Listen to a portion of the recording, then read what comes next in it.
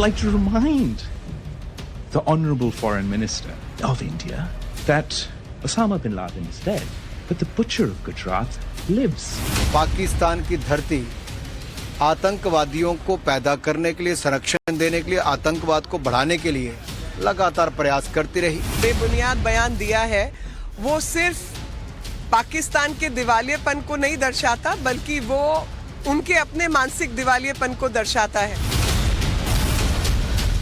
Terrorism को जन्म देने वाले ये लोग भारत को तो पाठ न सिखाए। कहानी याद आएगी ना पाकिस्तान के सेना के सरेंडर की, तो बिलावल भुट्टो क्या, इसके जैसे न जाने कितने लोग आपा खो देंगे।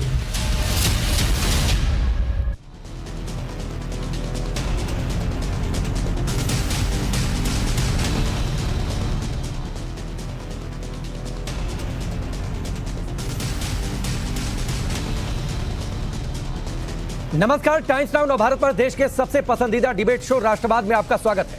आपके साथ मैं हूं राकेश पांडे। राष्ट्रवाद यानी देश से बढ़कर कुछ भी नहीं, इसीलिए आज राष्ट्रवाद में बात होगी राष्ट्र की सुरक्षा, राष्ट्र के प्रधानमंत्री की गरिमा की। कहते हैं कि सियानी बिल्ली खंबा नोचे, कुछ ऐसा ही रवैया पाकिस्तान के विदेश मंत्री बिलावल भुट्टो का है।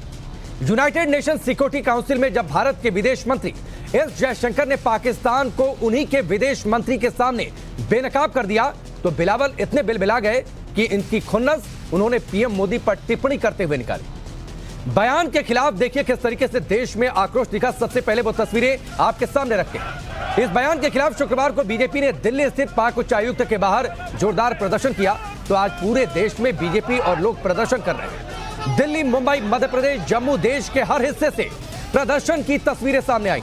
लेकिन इन सबके बीच सवाल यह खड़ा हो रहा है कि आखिर पाकिस्तान और पाकिस्तान के विदेश मंत्री इतने बौखला क्यों गए, इतने बिलबिला क्यों गए? भारत के प्रधानमंत्री के खिलाफ इतना जहर क्यों उगलने लगे बिलावल? सवाल तो यह भी है कि बिलावल की भाषा क्या एक मुल्क के विदेश मंत्री की हो सकती है? आगे बढ़े, लेकिन उससे पहले आपको बिलावल भुट्टो का वो बयान जरूर पहले सुनवाते हैं जिस पर यह पूरा हंगामा मचा है। देखिए और सुनिए बिलावल भुट्टो के बेशर्म मुंह। I'd like to remind the Honourable Foreign Minister or the Minister for External Affairs of India that Osama bin Laden is dead, but the butcher of Gujarat lives, and he is the Prime Minister of India. He was banned from entering this country until he became Prime Minister. This is the Prime Minister of the RSS and the Foreign Minister of the RSS. What is the RSS? The RSS draws its inspiration from Hitler's SS. Bilawal का बयान तो आपने सुन लिया, जिनकी भाषा एक विदेश मंत्री की कम, एक कट्टरपंथी भड़काऊ नेता की ज्यादा लगती है। बेहतर होता कि बिलावल भुट्टो पीएम मोदी पर बोलने से पहले थोड़ा रिसर्च कर सच्चाई जान लेते। आइए पूरे पाकिस्तान और बिलावल भुट्टो को सच का आईना दिखाते हैं कि कैसे पीएम मोदी गुजरात दंगों के मामले में पाक साफ साबित हुए, कैसे कोर्ट ने भी उन्हें क्लीन चिट दी। 2009 में नानावती आयोग से पीएम मोदी को क्लीन चिट मिली। 2012 में सुप्रीम कोर्ट द्वारा एसआईटी का गठन हुआ था, उस एसआईटी ने भी उन्हें क्लीन चिट दी। 2013 में मेट्रोपॉलिटन अदालत की एसआईटी रिपोर्ट पर मुहर लग गई। 2014 में एसआईटी रिपोर्ट के खिलाफ याचिका सुप्रीम कोर्ट ने रद्द कर दी और 2022 में सुप्रीम कोर्ट ने एसआईटी की रिपोर्ट को सही ठहरा दिया। बिलावल भुट्टो की टीम ने, जाहिर सी बात है, उनको यह सच नहीं बताया कि कैसे देश की अदालतों ने प्रधानमंत्री मोदी को बेदाग साबित किया। पाकिस्तान के विदेश मंत्री बिलावल भुट्टो के पीएम मोदी पर आपत्तिजनक बयान के बाद बीजेपी हमलावर मोड में आ गई। बीजेपी नेताओं ने बिलावल की कड़ी आलोचना की, सुनिए। पाकिस्तान की धरती आतंकवादियों को पैदा करने के लिए, संरक्षण देने के लिए, आतंकवाद को बढ़ाने के लिए लगातार प्रयास करती रही, चाहे वो जम्मू कश्मीर हो या भारत के अलग अलग हिस्सों में हो।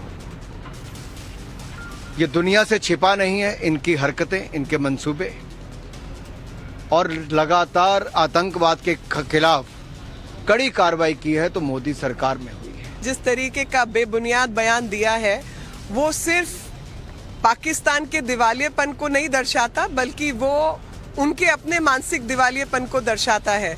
शायद भुट्टो की जानकारी नहीं है कि कितनी बार पाकिस्तान एफएटीएफ की ग्रे लिस्ट में रह चुका है। खुद बेनजीर भुट्टो आतंक को बढ़ावा देती थी कश्मीर के अंदर।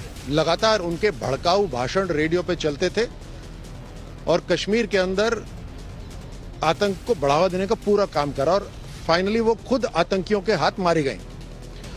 तो पाकिस्तान के ये टेररिज्म को जन्म देने वाले ये लोग भारत को तो पाठ ना सिखाए। भारत में दलों से हटकर सभी दलों के नेताओं ने बिलावल भुट्टो के इस बयान की आलोचना की है, लेकिन पाकिस्तान की हकीकत भी आपको दिखाते हैं। आगे बढ़े राष्ट्रवाद में, उससे पहले देखिए और सुनिए खुद पाकिस्तान की मीडिया कैसे बिलावल भुट्टो को झूठा बताते हुए उनका बैंड बजा रही है। हसन साहब, दूसरी तरफ वजीर खारजा बिलावल भुट्टो ने नून लीगी वुज़रा के झूठ का पोल खोल दिया, ये कहते हुए कि रूस से सस्ता तेल नहीं खरीद रहे। क्या तबसरा करेंगे? ये सारे के सारे झूठ के न्यूटन ने, देखो बात सुनो, ये मैंने इनसे ज्यादा ढीठ पॉलिटिशियन होता तो ढीठ ही है, लेकिन मैंने इनसे ज्यादा ढीठ लोग नहीं देखे। झूठों की हुकूमत है, अवाम के साथ धोखा करने वालों की हुकूमत है, अवाम को ट्रक की बत्ती के पीछे लगाने वालों की हुकूमत है। ये मैं नहीं कह रहा, ये बिलावल भुट्टो कह रहे हैं। तो आपने सुना कैसे बिलावल भुट्टो झूठों के सरदार हैं, खुद उनके मुल्क की मीडिया बता रही है। ऐसे में राष्ट्रवाद में आगे बढ़े, लेकिन उससे पहले उन सवालों पर नजर डालते हैं जिनके इर्द गिर्द हमारी आज की चर्चा आगे बढ़ेगी। सवाल तो सबसे पहला यही है कि आखिरकार प्रधानमंत्री मोदी से पाकिस्तान, वहां की हुकूमत इतनी चिढ़ती क्यों है? दूसरा सवाल होगा, आतंकियों को पनाह देने वाले भारत को ज्ञान क्यों दे रहे हैं? तीसरा सवाल, यूनाइटेड नेशन में भारत ने अगर आईना दिखा दिया तो इतनी मिर्ची क्यों लग गई पाकिस्तान को? और सवाल यह भी होगा कि भारत को ज्ञान देने वाला पाकिस्तान अपने गिरबान में क्यों नहीं देखता? और सवाल सबसे बड़ा यह भी कि पीओके और बलूचिस्तान पर पाकिस्तान क्यों नहीं बोलता, वहां पर जिस तरीके से मास किलिंग्स हुई हैं। चलिए आगे बढ़ते हैं। सबसे पहले आपका परिचय आज के मेहमानों से करवाते हैं।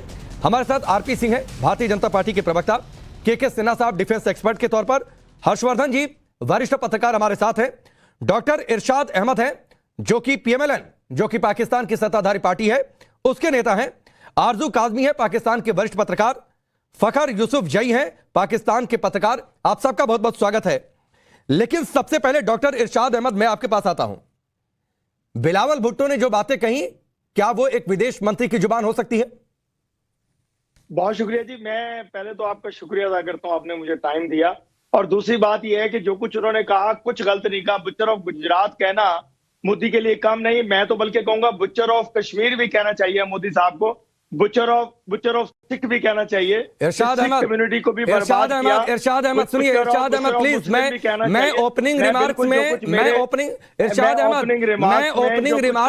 बिल्कुल नहीं इंटरप्ट करता हूं, मैं ओपनिंग रिमार्क्स में बिल्कुल इंटरप्ट नहीं करता हूं, लेकिन मुझे मजबूर मत करिए। हमने आपको सम्मान के साथ बुलाया, देश का प्रतिष्ठित बड़ी मेहरबानी, सबसे बड़ा चैनल है। सुन लीजिए इरशाद अहमद, तो गरिमा से बोलिए। देश के प्रधानमंत्री के खिलाफ एक बात मैं स्वीकार नहीं करूंगा, ये बात कान खोलकर सुनिए। आप मेरे वजीर पाकिस्तान में वजीर खारजा के खिलाफ में बात, क्या मैंने आपके वजीर खारजा के खिलाफ बोला? क्या मैंने बोला? क्या मैंने खिलाफ बोला? मेरा सवाल इरशाद सिर्फ इतना था, क्या ये जुबान पाकिस्तान या एक मुल्क के विदेश मंत्री की हो सकती है? क्या ये जुबान एक मुल्क के विदेश मंत्री की हो सकती है? क्या ये डिप्लोमेटिक लैंग्वेज है? मैंने सिर्फ ये सवाल पूछा था, और एकदम अपनी जुबान पर आप काबू रखिए। मैं बिल्कुल शुरुआत में नहीं चीखना चिल्लाना चाहता था, लेकिन मैं बिल्कुल बर्दाश्त नहीं करूंगा कि आप हमारे टेलीविजन चैनल पर बैठकर हमारे मुल्क के प्रधानमंत्री के खिलाफ एक शब्द भी अपमानजनक बोले। मैं आपको बार बार बोल रहा हूं, आप मेरे प्रधानमंत्री के या मेरे वजीर खारजा के खिलाफ बोलेंगे, मैंने क्या बोला? इरशाद भाई, इरशाद भाई थोड़ा कूल डाउन, इरशाद भाई थोड़ा कूल डाउन, मुझे इस सवाल का जवाब दीजिए। मैंने आपके वजीर आजम, वजीर खारजा के खिलाफ क्या बोला? मैंने क्या बोला? अपमानजनक आपने जो कुछ बोला, क्या बोला जो कुछ इस वक्त जो 2 दिन से आप जहर उगल रहे हैं, नहीं मैंने क्या बोला? आप मेरे पैनल पर हैं, मैंने क्या बोला? मैंने क्या बोला? अपमानजनक गुजरात कहा मैंने अभी क्या अपमानजनक बोला? गलत लैंग्वेज आपने कहा जी, गलत लैंग्वेज यूज की मेरे वजीर खारजा। गलत लैंग्वेज? अरे अगर गलत लैंग्वेज, अरे इरफान भाई सुनिए, अगर मैंने कहा कि गलत लैंग्वेज यूज की तो ये अपमानजनक तो नहीं हो गया? बात ऐसी करते हैं, देखें आपने सवाल किया, मैंने आपके सवाल का जवाब मैंने सवाल क्या बोला कि ये भाषा एक डिप्लोमेटिक लैंग्वेज हो सकती है क्या? मैंने सिर्फ आपसे पूछा था ना, मैंने सिर्फ आपसे ये पूछा था, लेकिन आपने इसका जवाब नहीं दिया। आप इसके जवाब में प्रोपेगेंडा खेलने पर आ गए। कई प्रोपेगेंडा खेलने पे आए। मैं आपका काम है, आप एंकर हैं, आप सुने धीरज सुने मुझे, फिर मैं अगर कहीं गलत बात करूं आप बाद में नहीं, उसका जवाब आपने दें। कहा, अरे लेकिन ऐसा नहीं है कि आप मुझे दबा दें, मेरी आवाज नहीं, को दबा दें। इरशाद भाई, मैं कहता हूं सबसे पहले पाकिस्तान, पाकिस्तान जिंदाबाद। मैं दुनिया में अरे जहां आप अपने बैठूंगा, मुल्क का अपने जिंदाबाद पाकिस्तान की करिए। चर्चा मैं करूंगा। अरे बिल्कुल। हर नागरिक को अपने मैं मुल्क को सबसे पहले जिंदाबाद बोलना पाकिस्तान- चाहिए, मुझे कोई लेकिन मैं आपत्ति अपने नहीं मुल्क के है। खिलाफ आप कैसे आपकी पाकिस्तान बात जिंदाबाद करूंगा? बोलेंगे तो आप पाकिस्तान के हैं और आपका दायित्व है कि आप पाकिस्तान आप जिंदाबाद कैसे- बोलें। लेकिन मैंने मुल्क के कोई खिलाफ अपमानजनक कैसे बात सुनूंगा नहीं कही थी। मैंने सिर्फ ये सवाल पूछा था कि बात क्या नहीं ये की। जुबान एक मुल्क के विदेश मंत्री की हो सकती है, क्या ये डिप्लोमेटिक लैंग्वेज हो सकती है? और आपने उसके जवाब में क्या बोला? आप जब कोई ऐसी बात करेगा उसका जवाब देने का हमारा हक बनता है। नहीं तो जवाब अपमानजनक नहीं था। जब इंटरनेशनल लेवल पे अतिथि बनाकर बुलाया है, सम्मान कर रहे हैं, तो अतिथि के दायरे और बड़ी मर्यादा में मेहरबानी, बोलिए। आपने मुझे बुलाया, अतिथि की मर्यादा को मत पार करिए सर। ठीक है, मैं आरजू काजमी, ठीक है, इरशाद भाई मैं आता हूं। आरजू काजमी, मैंने सवाल सिर्फ इतना पूछा था कि क्या बिलावल भुट्टो ने जो बोला वो एक डिप्लोमेटिक लैंग्वेज हो सकती है, वो एक मुल्क के विदेश मंत्री की भाषा हो सकती है, इसमें कुछ अपमानजनक था?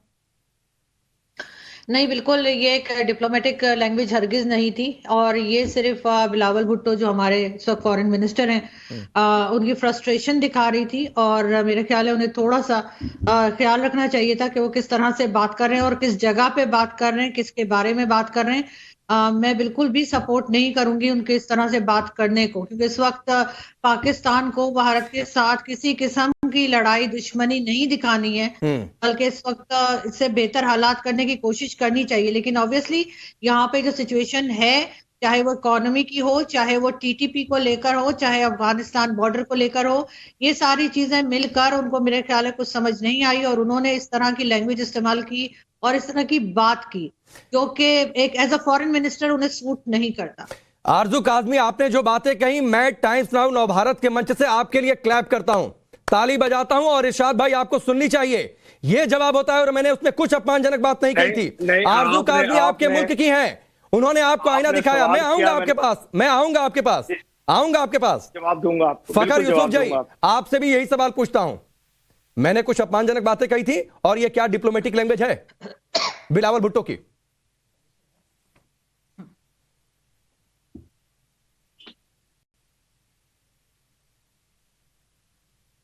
फखर भाई आवाज आ रही है आपको?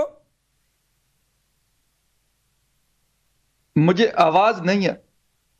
अभी आवाज आ रही है फखर भाई आपको? हेलो, आवाज आ रही है फखर यूसुफ जी? ठीक है, मैं पीसीआर से बोलता हूं आपकी ऑडियो चेक करने के लिए एक बार फिर से। केके सिन्हा साहब, दो चेहरे यहां पर दिखे, किस तरीके से आरजू काजमी ने बहुत तार्किक होकर अपनी बात कही और इरशाद अहमद पार्टी के नेता है। मैंने सिर्फ पूछा था कि क्या यह डिप्लोमेटिक लैंग्वेज हो सकती है? पीएम मोदी के खिलाफ, हमारे देश के प्रधानमंत्री के खिलाफ बदजुबानी पर उतर आए। राकेश जी जय हिंद, और मेरे पाकिस्तान मित्रों को भी जय हिंद और आपका खैर मकदम है। देखिए राकेश, आपने दो दिखाया, पाकिस्तान के दो चेहरे। एक चेहरा तो ये बताता है और जो कि एक्चुअल रिप्रेजेंट कर रहा है 22 करोड़ के अंदर में, पाकिस्तान के अंदर जो डिबेट चल रही है, सारा के सारे बिलावल भुट्टो को एक सुर में लताड़ रहे हैं। जो बिलबिलाहट दिखाई दे रही है, और उसकी बिलबिलाहट का कारण तो मैं बताऊंगा कि उसकी दो आकलन है, दो पहलू हैं, व्यक्तिगत है और पाकिस्तान स्टेट का जो फेलियर है टोटल, वो तो है ही है। और उसको संक्षेप में जो आरजू ने एब्सोल्युटली उसको समअप किया है। मैं आपको ये बताना चाहता हूं, जो आपके चैनल में इरशाद साहब बैठे हैं, इरशाद साहब उस चीज को दिखाते हैं जो बिलावल के मानसिकता को लेकर के पाकिस्तान को उस जगह ले गए कि केवल की एपी सेंटर ऑफ टेररिज्म में ही नहीं, किस चीज के ऊपर में ये बोल रहे थे, जो कि एक मल्टीलैटरल फोरम है, यूएन का फोरम, मल्टीलैटरल फोरम के ऊपर में किस तरह से चीजें बोल रहे हैं और बिलावलाहट किस चीज की है। उनको तो ये चीजें तो बताई जाती है, एपी सेंटर ऑफ टेररिज्म तो पाकिस्तान है, यही हमारे डॉक्टर जयशंकर ने बोला, और वो व्यक्तिगत हो गए। व्यक्तिगत में पारिवारिक तरीके से देखिए, उनके नाना जो हैं, उनके नाना जो पाकिस्तान के लिए आज इतनी बड़ी, और इनको शर्म आनी चाहिए जब उनके नामों को यूज करते हैं, बिलावल भुट्टो, जुल्फकार अली भुट्टो, उनकी बिलबिलाहट है, उनके नाना की बिलबिलाहट, उनकी मदर ये तो कहते थे ना कि ये सबसे बड़े हैं, अच्छे हैं, पढ़े लिखे लोग हैं, जितना टेररिज्म को उसने बढ़ावा दिया है मेरे खास पाकिस्तान में किसी ने नहीं किया। और बिलावल भुट्टो उन्हीं के, और उनके फादर जो हैं उनको बोलते हैं मिस्टर 10, कटिंग का कहते हैं, जरदारी साहब को बोला जाता है मिस्टर 10% इन पाकिस्तान। तो इस खानदान को ये दर्शाते हैं कि किस कीड़े के ये कहां से जन्मे हैं, कहां से पनपे हैं, कहां से व्यक्तिगत लिए। अब आ जाता हूं पाकिस्तान के अंदर, मैं इसकी फितरत छोड़ देता हूं, 73 ईयर्स की क्या फितरत रही है। अरे ये बूचर हैं, थोड़ा जल्दी समाप्त करिएगा ताकि सबसे ओपनिंग रिमार्क्स में ले सकूं, फिर उसके बाद मैं डिबेट को ओपन करूंगा। बूचरी की बात करते हैं ना ये लोग, ये बूचर हैं। यदि आप जाइए तो बलूचिस्तान के अंदर में क्या कर रहे हैं, ये बूचर हैं उसी सिंध में जहां से ये बिलावल भुट्टो आते हैं। तो ये बताइए, ये बिलावल भुट्टो सिन्हा साहब, बलूचिस्तान सिंध पीओके में किस तरीके से वहां पर लोगों को मारा जा रहा है, इसका सच में आगे आपसे जानूंगा। लेकिन आरपी सिंह साहब, बौखलाहट इतनी ज्यादा की जुबान पर संयम नहीं। आप एक डिप्लोमेटिक पोस्ट पर, डिप्लोमेटिक लैंग्वेज आपको नहीं आती है, आप एक मुल्क के विदेश मंत्री हैं और उसके बाद बदजुबानी कहिए, अपने गिरबान में नहीं झांक कर देखते कि अपने मुल्क की हालत क्या है। देखिए राकेश जी, बड़ा स्पष्ट है कि जो अंदरूनी हालत है उनसे काबू नहीं हो रही। हालत यह है कि अपने डिप्लोमेटिक मिशंस जो है इनके बाहर विदेश में डिप्लोमेटिक प्रॉपर्टीज है उसको बेचकर अपना यहाँ पे ये तनख्वाहें दे रहे हैं, अपनी सैलरीज पे कर। अभी हाल में ग्रे लिस्ट से बाहर आए हैं। हमने तो ठीक ही कहा भाई, आपका देश दुनिया में कहीं आतंक की कुछ घटना होती है तो आपके देश की तरफ उंगली उठती है।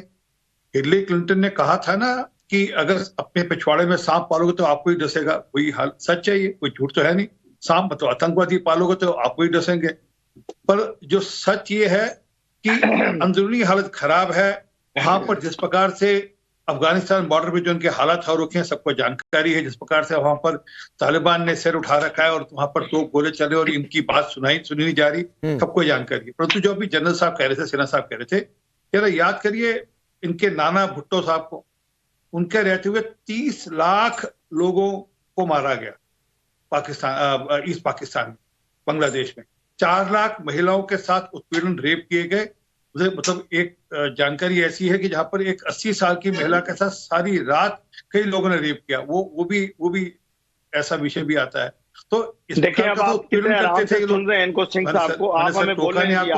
मैंने किसी आपके निजी बयान दिया, मुझे तो टोका गया ना, मुझे तो बोलने नहीं दिया गया। मैंने वो कहा जो बोला था। देखिए मैंने कोई आपके निजी बयान दिया, बांग्लादेश निजी बयान तो आप जरूर बोलिएगा। मैं वो बता रहा हूँ जो रिकॉर्ड पे है, जो हमें बोलने नहीं दिया गया। मैंने भी रिकॉर्ड की बात की थी, कश्मीर की बात की थी। सर आपको जानकर अभी आपकी बात का हिंदुस्तान में मुसलमानों के साथ जुल्म कर रहे हैं, आप के साथ जुल्म हो रहा है। ये जानकारी नहीं है कि हमारे यहाँ कानून के अनुसार काम होते हैं। देश की सारी अदालतों ने प्रधानमंत्री के साथ मोदी जी के जितने मामले थे सब उन्होंने कहा कि इसमें किसी में प्रधानमंत्री मोदी जी का कोई हाथ लेना देना नहीं। पहली बात। दूसरी बात, वो 130 करोड़ लोगों द्वारा चुने हुए हैं, ना कि मनोनीत नहीं है। इनके यहाँ मनोनीत किए जाते हैं, इनके यहाँ सिलेक्टेड होते हैं, हमारे इलेक्टेड है। हमारे प्रधानमंत्री जी 2 बार इलेक्ट होकर आए हैं। ठीक। वो जिस राज्य की बात कर रहे हैं, गुजरात की, उस राज्य में अभी हाल में इलेक्शन हुए, उसमें इस दफा नहीं 19 सीट ऐसी है जो मुसलमान नहीं, एक मिनट आरपी सिंह, एक मिनट में आता हूँ, एक मिनट में आता हूँ। इरशाद भाई आप चिंता मत करिए। आरपी सिंह एक मिनट। इरशाद भाई आप बिल्कुल चिंता मत करिए कि 2024 का चुनाव पीएम मोदी जीतेंगे कि नहीं जीतेंगे, ये आपका बिजनेस नहीं है। ये इस देश की 130 करोड़ जनता देख लेगी कि दोबारा तीसरी बार प्रधानमंत्री मोदी को जिताना है या फिर उन्हें सत्ता से बाहर करना है। ये आपका बिजनेस नहीं है। इसलिए सिर्फ आपका जो बिजनेस है, माइंड योर बिजनेस, सिर्फ उसी पर ध्यान दीजिए। की बात आप कर रहे हैं। नहीं, आपने कैसे कह दिया कि 2024 में नहीं आएंगे? आप तय करेंगे। अरे आप तय करेंगे कि 2024 का चुनाव कौन जीतेगा? पाकिस्तान तय करेगा क्या? हमें मालूम है, वक्त बता रहा है, वक्त बता रहे हैं। मोदी जाएगा तो अमन आएगा, ये बात याद रखिए। मोदी जाएगा तो ठीक है, नहीं अमन आएगा खित्ते में। ठीक है, आरपी सिंह में आता हूँ। फखर यूसुफ जाइए। 1 मिनट रुकिएगा। आरपी सिंह एक बार सब लोग बोल रहे हैं, अभी 2 मेहमानों ने नहीं बोला है। फखर यूसुफ जई और फिर उसके बाद हर्षवर्धन जी, मैं आपके पास आता हूं। बहुत सारे ऐसे सवाल हैं पाकिस्तान के सामने। अपनी माली हालत देख लीजिए, आर्थिक स्थिति देख लीजिए, सीमा पर जो स्थिति है तहरीके तालिबान की ओर से, क्या इन सभी का ध्यान हटाने के लिए डिप्लोमेटिक लैंग्वेज छोड़ी बिलावल भुट्टो ने?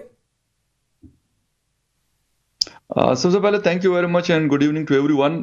जहां तक बात है हमारे वेस्टर्न बॉर्डर की और टीटीपी की, तो यही टीटीपी था कि 2005 से लेकर 2013 तक पाकिस्तानी फोर्सेस ने इनको जिसे कहते हैं कि लिटा के रख दिया था। तो उसका तो खैर छोड़ दें आप बात, वो पाकिस्तान की फौज जाने और वो जंग करना जाने। जहां तक बात है डिप्लोमेटिक लैंग्वेज की, तो मेरे ख्याल में डॉक्टर जयशंकर साहब बड़े रिस्पेक्टेबल आदमी है, मुझे खुद बड़े पसंद है। वो सीनियर है, ज्यादा एक्सपीरियंस रखते हैं और ज्यादा अरसा हो गया उनको इस फील्ड में होते हुए। बिलावल अभी आया है, मेरे ख्याल 6-7 महीने हुए, पहली दफा फॉरेन मिनिस्टर बने हैं, इससे पहले 1-2 दफा MNA बने। बट द थिंग इज के क्या ये जो एक नैरेटिव है कि टेररिज्म ये सिर्फ हिंदुस्तान के साथ हुआ है या दुनिया में किसी और कंट्री के साथ भी हुआ है? अगर सिर्फ हिंदुस्तान के साथ हुआ और पाकिस्तान ने किया, तो मैं कहता हूं यूनाइटेड नेशन में जाके पाकिस्तान के खिलाफ जिस तरीके से इराक के साथ किया गया, जिस तरीके से अफगानिस्तान के साथ किया गया, जिस तरीके से लीबिया के साथ किया गया, जिस तरीके से सीरिया के साथ किया गया, वो क्यों नहीं करते?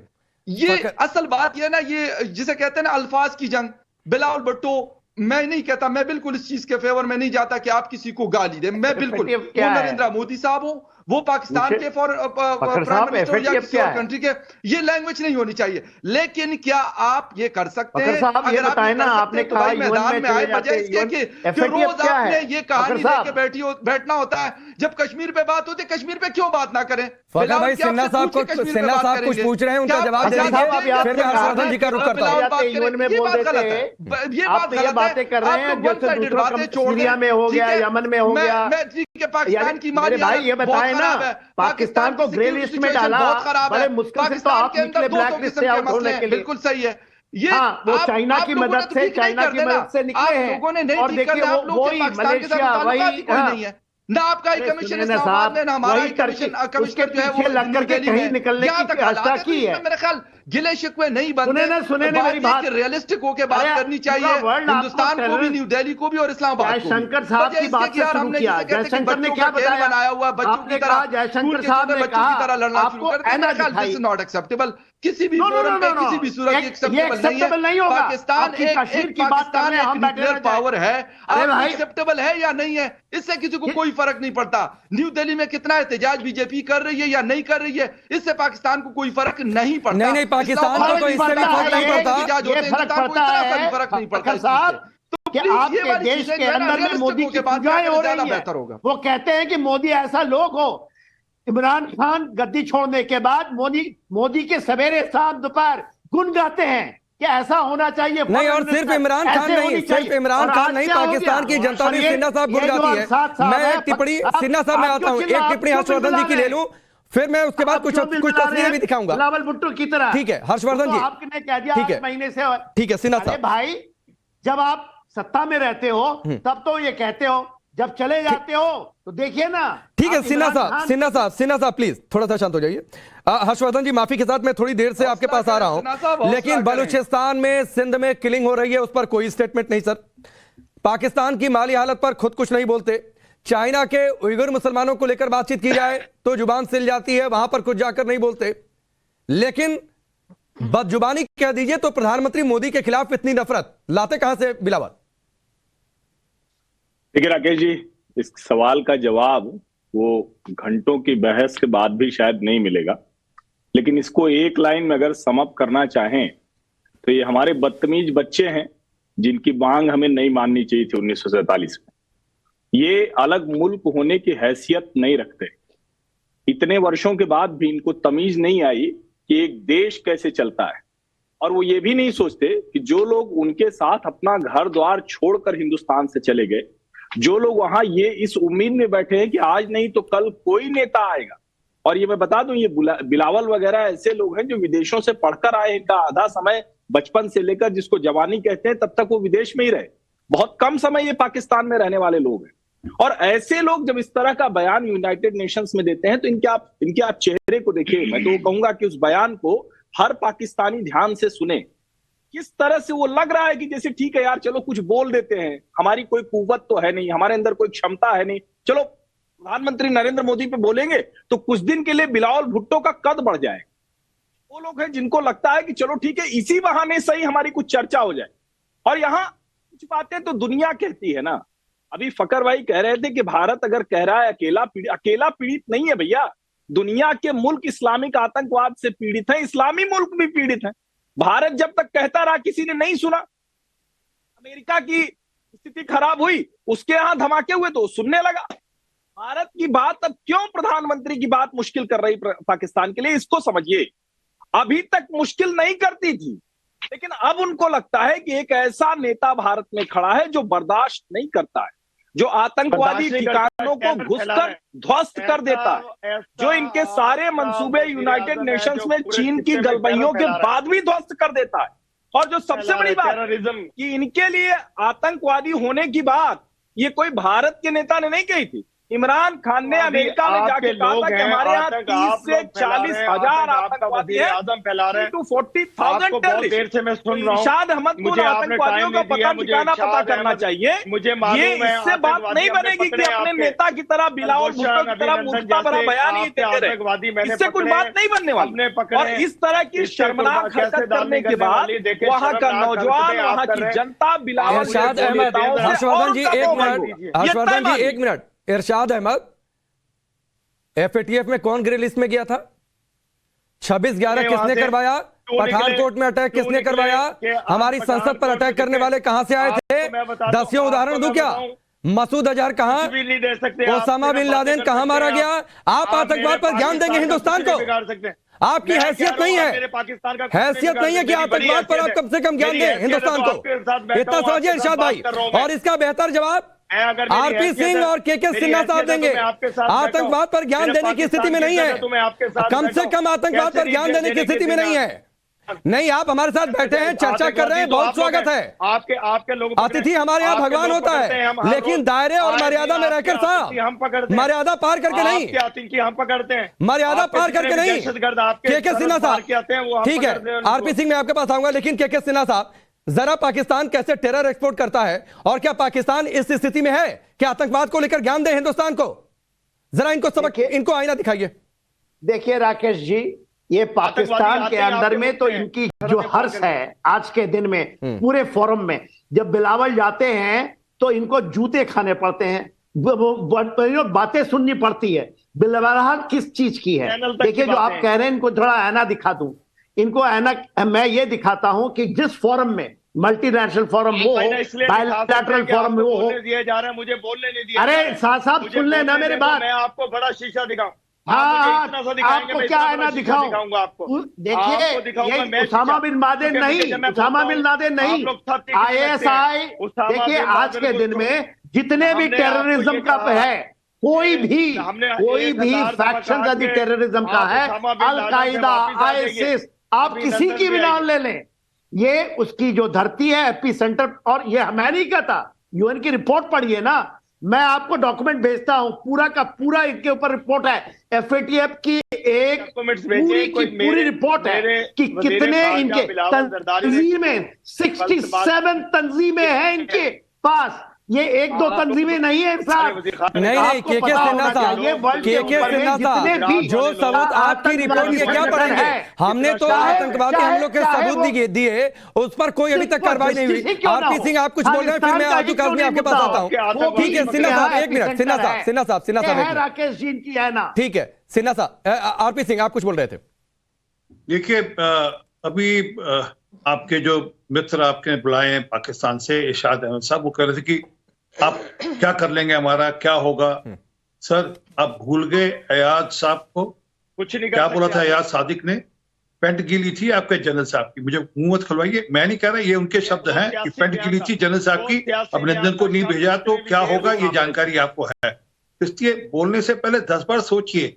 और ये हमारी सरकार है, मोदी जी सरकार, जिसने 2 बार आपके घर में घुसकर आपको पीटा है, सर्जिकल स्ट्राइक की भी की और बालाकोट भी किया, और आपकी सरकारों ने उस बात को माना है। ये हंसिए मत यहाँ पर, आपकी सरकार ने उसको माना कि हाँ हमारे यहाँ अटैक हुए हैं। तो इसलिए ये कभी मत कहिएगा कि क्या हो सकता है, होने को तो बहुत कुछ होगा। और जो हमारी पार्लियामेंट में कमिटमेंट कर रखी है, वो कमिटमेंट भी हम पूरी करेंगे। पाकिस्तान ऑक्युपाइड कश्मीर वाली जो हमारी कमिटमेंट है, वो भी हम पूरी करेंगे। परंतु जो मूल मुद्दा है कि किस प्रकार की भाषा बोल रहे हैं, ये दिखाता है कि उनका डीएनए कैसा है। अरे आरपी सिंह एक second RP Singh please, RP Singh calm down. इरशाद भाई आपने क्या कहा अभी? एक मिनट आरपी सिंह एक मिनट क्या कहा आपने अभी? इरशाद भाई कश्मीरी एक ही नारा लगाते हैं, कश्मीर बनेगा। अरे सपना देखिए साहब, सपना देखिए कि कश्मीर बनेगा पाकिस्तान। वो दिन दूर नहीं जब पीओके पूरी तरीके से हिंदुस्तान में आ जाए। सपना देखिए 71 में क्या हुआ याद है ना? अभी हमने विजय दिवस मनाया, विजय दिवस के दिन क्या हुआ था?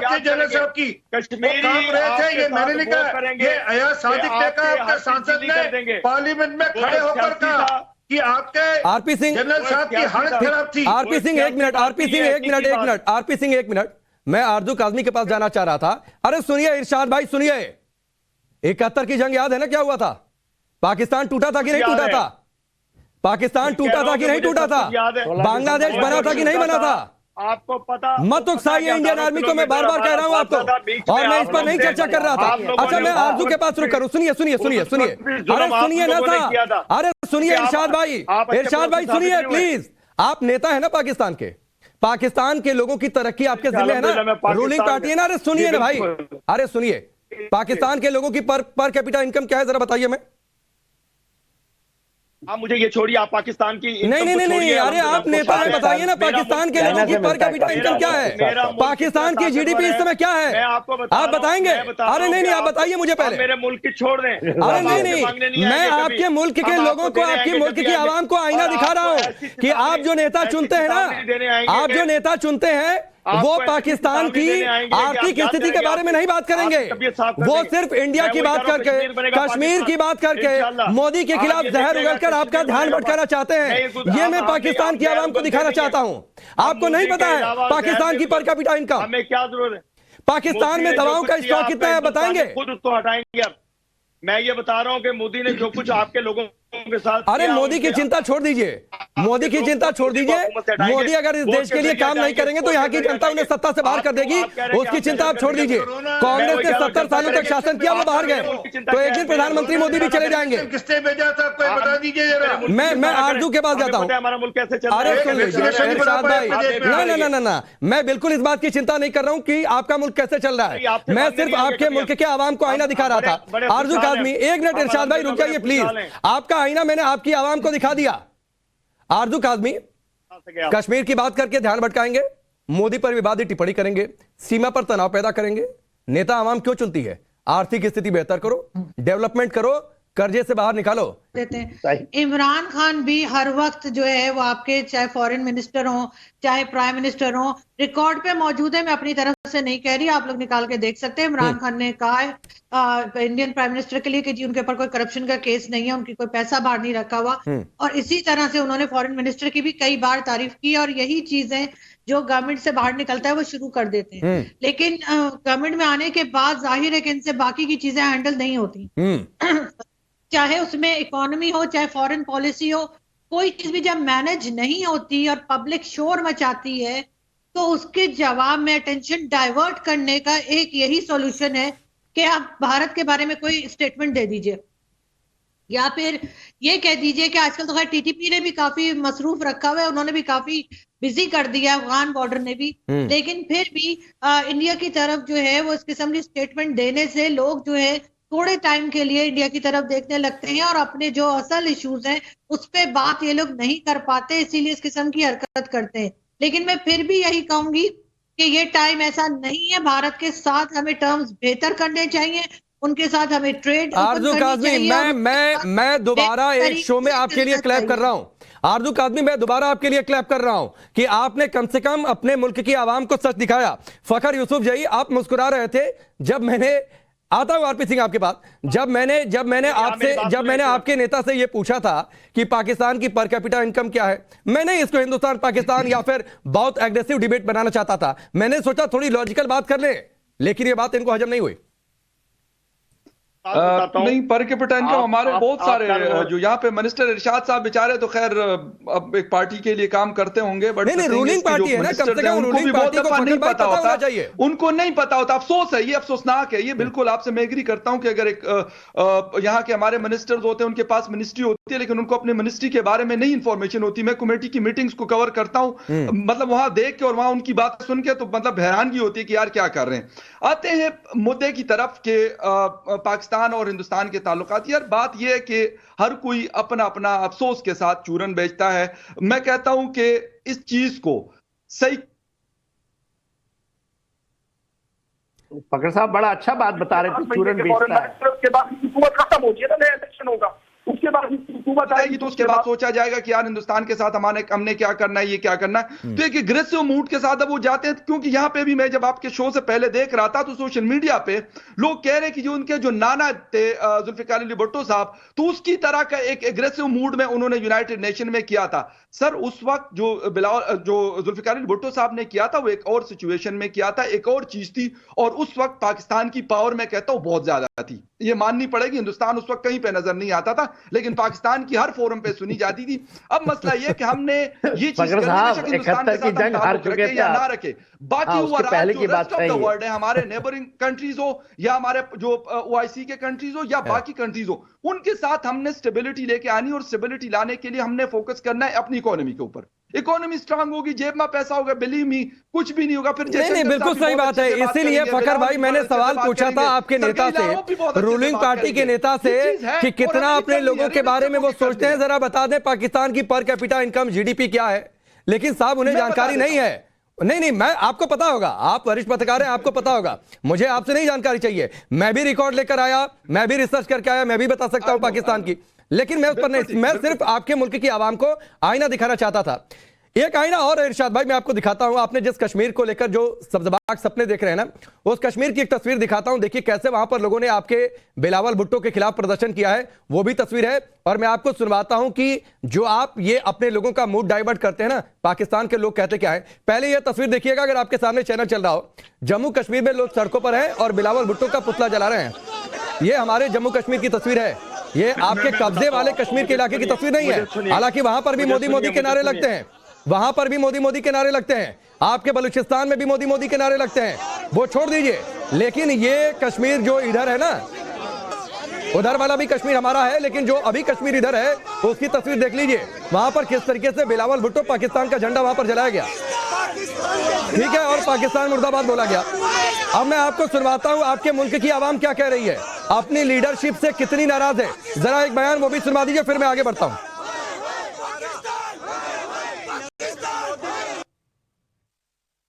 हार्डवर्क के पीछे क्या रीजन है? इंडिया के हार्डवर्क के पीछे उनके पॉलिटिशियंस हैं और उनकी नेशन है जो स्टार्ट से एजुकेशन में आगे हमसे, और उन्होंने अपनी इकोनॉमिक स्टेट को अच्छा रखा। ज्यादातर तो उनकी अपनी हार्डवर्क, अगर आप देखें तो वो ज्यादातर फोर्सेस में ही बाकी कंट्रीज मदद करती हैं या फिर फाइनेंशियली। हमारी यूनिवर्सिटीज और उनकी यूनिवर्सिटीज का बड़ा बिग डिफरेंस ये है, हमें यहाँ पर जो पढ़ाया जाता है वो थ्योरी बेस पढ़ाया जाता है, बल्कि जब वहाँ पर देखते हैं तो वहाँ पर प्रैक्टिकल बेस पढ़ाया जाता है। अगर हम लोग इंडिया से कंपेयर करें तो हमारा कोई कंपेरिजन नहीं है, ना स्टडीज़ में, ना फैसिलिटीज़ में, ना गवर्नमेंट के रूल एंड लॉ के उसके सारे के सारे प्रोसीजर के ऊपर। अब हमारे ज़हन में भी इन्होंने ये डाला हुआ है कि ना यार यहाँ पे कोई पाकिस्तान में कुछ भी नहीं है, आप बाहर जाओ, लाइफ सेट ये होगा वो होगा, आपकी 10 पर और आपकी एज बढ़ जाएगी, क्योंकि वहां पे कहते हैं वाटर हर चीज सेफ है। इरशाद भाई आपके मुल्क की आवाम बोल रही थी, यूट्यूब से हमने निकालकर ये आपको आईना दिखाने के लिए सुनवाया, आप बोलिए। आप मैं आपको बताता, मैं आपको आईना मैं दिखाता हूँ। मैं अक्सर हिंदुस्तान जाता रहता हूँ, मैंने आपके लोगों की जो हालत वहां देखी है हिंदुस्तान में, जो लोगों की गुर्बत और जो हाल वहां देखता है, तो मैं अल्लाह ताला माफ करेगा ऐसा कुछ किसी के साथ ना हो, किसी कौम के साथ ना हो। मैं आऊंगा इंशाल्लाह, आप लोगों को मिलूंगा, आपको सलाम करने आऊंगा जहां जहां आप लोग होंगे। तो बात यह है कि ये चंद लोग बच्चे जो जिनको पता नहीं होता उनसे आप सवाल जवाब कर रहे हैं, मैं झंडा लेके आऊंगा, क्योंकि हमारे भी देखे मेरे हिंदुस्तान में पूरा हिंदुस्तान भी हमारा था, पाकिस्तान ये कहता है कि बड़ी गलती हो गई कि पाकिस्तान बन गया, वो 47 में हमें पूरा हिंदुस्तान लेना चाहिए था। चलिए ठीक है, बाकी की कमी है। आरपी सिंह आखिरी कमेंट आपका, एक मिनट सब लोग शांत हो जाएं। आरपी सिंह आपका कंक्लूडिंग कमेंट। देखिए अब ये हमारे पड़ोसी हैं, हमारे हिस्सा हैं, जो हमसे हम चाहते हैं इनसे संबंध ठीक हो, परंतु ये चाहते नहीं कि संबंध ठीक रहे और बढ़े। ये लगातार आतंकी हमारे यहाँ भेजते हैं, आतंकवाद हमारे यहाँ प्रमोट करते हैं, इसमें कोई शक नहीं है। दुनिया भर में कहीं भी आतंकी घटना होती है वो अंतगतवा इनके यहाँ से होती है, सबको जानकारी दुनिया मानती है इस बात को। तीसरी बात यह कि किसी भी देश के विदेश मंत्री को इस प्रकार की भाषा शोभा नहीं देती। ये अशोभनीय नहीं, ये एक नए लेवल की गिरावट वाली भाषा है। व्यक्ति के अच्छा शब्द पर मुझे कहना पड़ रहा है, कटर की भाषा है। ये देखता है कि किस प्रकार की कटर की सोच से ये आए हैं। मैं अपेक्षा करूंगा कि वहां के प्रधानमंत्री तुरंत इन पे कार्रवाई करेंगे और चिंता करेंगे। नहीं, इतनी मैच्योरिटी की उम्मीद तो मुझे लगता है कि जो दोनों पत्रकार यहाँ पर बैठे हैं शायद वो भी ना करें। और उन्होंने आज बिल्कुल वाकई सही बातें बोली हैं और पाकिस्तान की आवाम बिल्कुल सुन रही होगी अगर वो इस कार्यक्रम को देख रही होगी। आप सबका बहुत बहुत शुक्रिया हमसे जुड़ने के लिए। और इरशाद भाई ये कहते हुए कि थोड़ा अपनी आवाम को सुन लीजिए सर, उनके बारे में थोड़ी सी चिंता कर लीजिए, अपने देश की इकोनॉमी, उनकी अपने देश के बच्चों की पढ़ाई के बारे में। देश शायद थोड़ा आगे बढ़ जाए और भाषा के लेवल सुधार लीजिए। बहुत बहुत शुक्रिया आपसे जुड़ने के लिए। वक्त